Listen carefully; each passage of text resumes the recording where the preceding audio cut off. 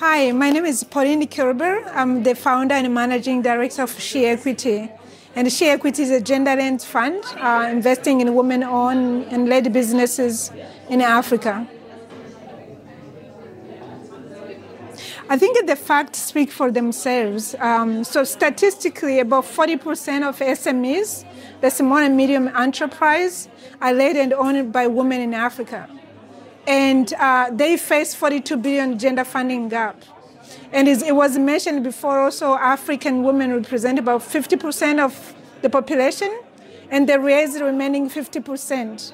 So, I mean, it's a no-brainer that if you want to really have the continent move forward, you need to be investing in women.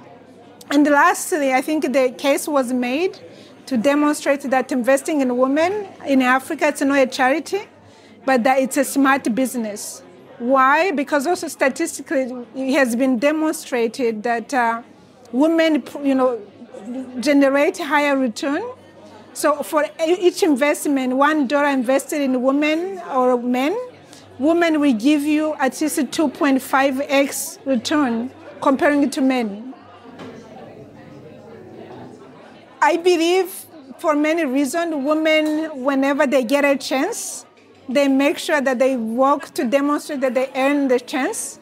Because the way the market is right now, most of the time women don't get a second chance. The second also, naturally women deliver. Women are used to making a commitment, following through and delivering. And so I think the combination of knowing that you got a first chance, you need to make sure that you grab it. Second, nature, the fact that women usually deliver, it's just a fact. For me, I think we need to empower them with cash, with the capital, because we've been talking about empowerment of women in general for too long. And when you unpack the empowerment we've been talking about, it's empowering with them, with the knowledge, with everything else, but not the capital. So we need to start actually writing a check to bet on female entrepreneurs who are actually creating innovative and scalable businesses which benefit everyone in the community.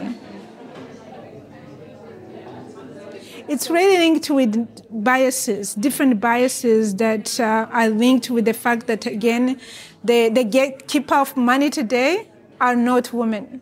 The majority are not women. So until we diversify the capital allocators, female founder will continue to struggle.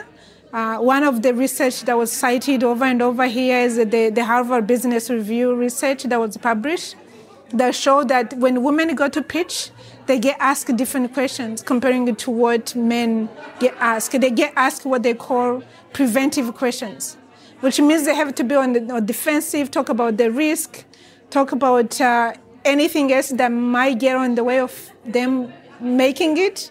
Whereas men are asked about the traction, the scalability, everything that makes the people on the other side who are assessing feel like, wow, I want to back this person. So at the end, when they go to decide, they have no clue about the business that women have pitched. So how do we change this? Is by having people who ask questions, be different, be diverse, so they can ask the same questions or relevant questions to everyone. So that those, and they call them like unconscious bias, that also they call them, some of the people call this affinity bias. So if I can understand you, I'm probably going to speak the better language to you, and you will be able to respond better because the questions I ask you. So we need to really diversify the capital allocators, since you need to have investors who look like me if we want to close the gender funding gap on the continent. If we don't do that, we're still going to be talking about the problem 10 years from now. Also, women VC investors, they face the same bias that founders also face. Because when you're first-time fund managers, people doubt that you can't do it. And then when you're focusing on African markets, people think, okay, you are focusing on a high-risk market because of the perception. And so far still, the investors are dominated by men. and they tend to invest in other men. I think it's not so much about what Europe can learn from Africa. It's about how we all learn, from each other. How we humbly go into a conversation treating each other as an equal partner. Because I think for quite a long time it has been the other way around, where Africa is discussed, and sometimes there were not even Africans in the room.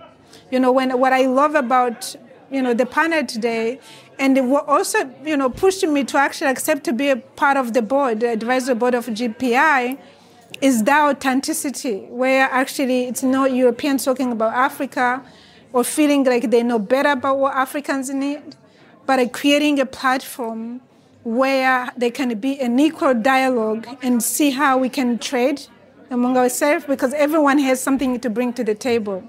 And for me, I think that's the way forward for anyone who's looking at a true partnership and also who have a shared goal to advance our, global world in a sense, yeah.